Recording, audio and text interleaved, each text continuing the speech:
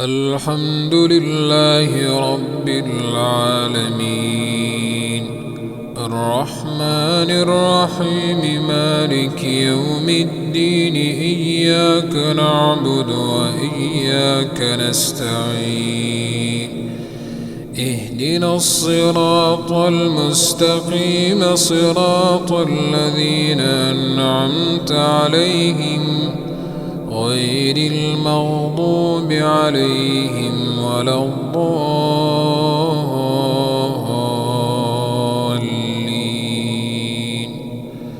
آمين. وإذ بوأنا لإبراهيم مكان البيت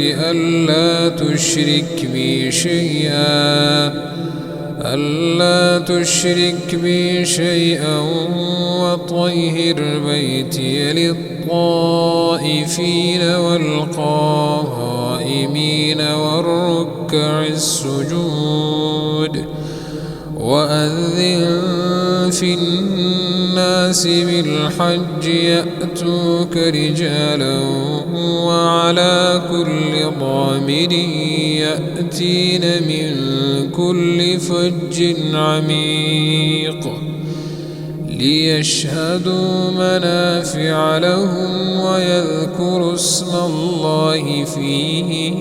أيام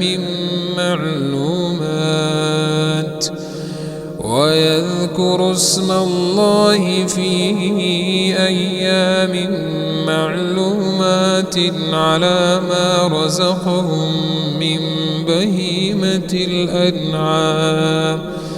فكلوا منها وأطعموا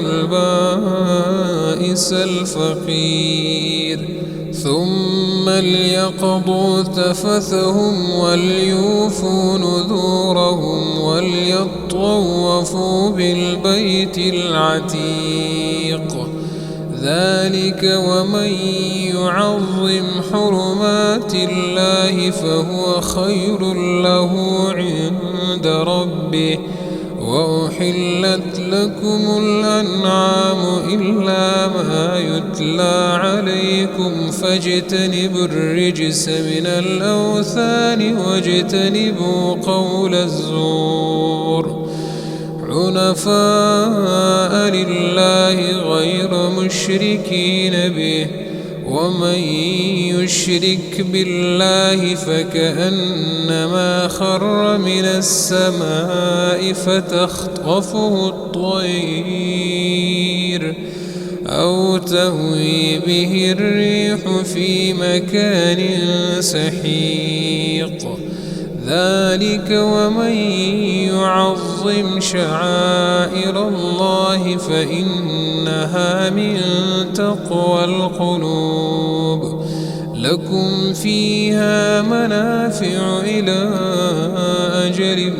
مسمى ثم محلها إلى البيت العتيق ولكل أمة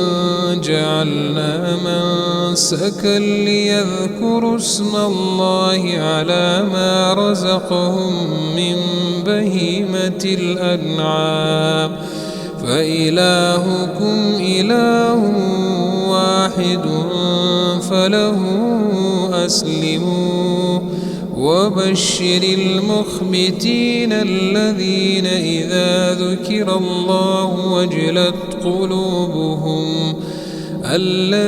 إذا ذكر الله وجلت قلوبهم والصابرين على ما أصابهم والمقيم الصلاة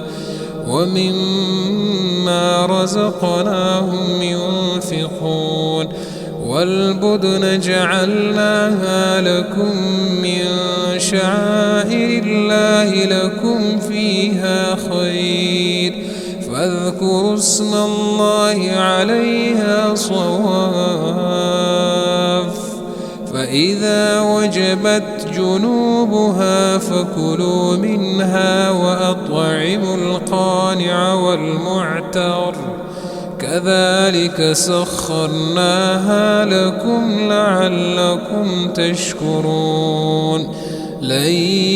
ينال الله لحومها ولا دماؤها ولكن يناله التقوى منكم كذلك سخرها لكم لتكبروا الله على ما هداكم وبشر المحسنين إن الله يدافع عن الذين آمنوا إن الله لا يحب كل خوان كفور.